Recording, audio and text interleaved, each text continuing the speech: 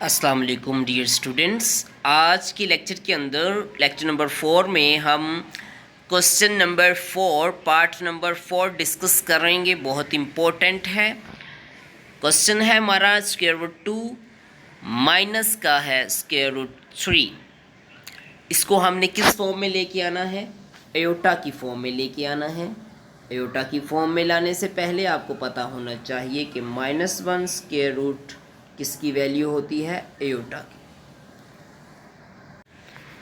जिस तरह से हमने अपने पहले वाले पार्ट्स के अंदर लेक्चर नंबर 3, 2 और 1 के अंदर, जिसका लिंक आपको डिस्क्रिप्शन में मिल जाएगा, जिसका हमने सेम उसी मेथड के मुताबिक हमने इसके अंदर भी करना है कि जो -3 है इसको सेपरेट कर लेना है -1 और 3 के अंदर।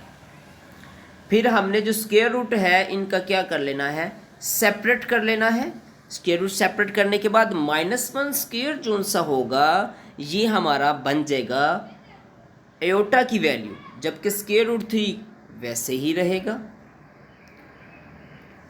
जैसा कि आप देख रहे हैं कि आपको स्क्रीन पर वही चीज़ दिखाई दे रही है जो आपको पहले बता दी गई है कि -1 मल्टीप्लाई 3 को हमने क्या कर दिया है?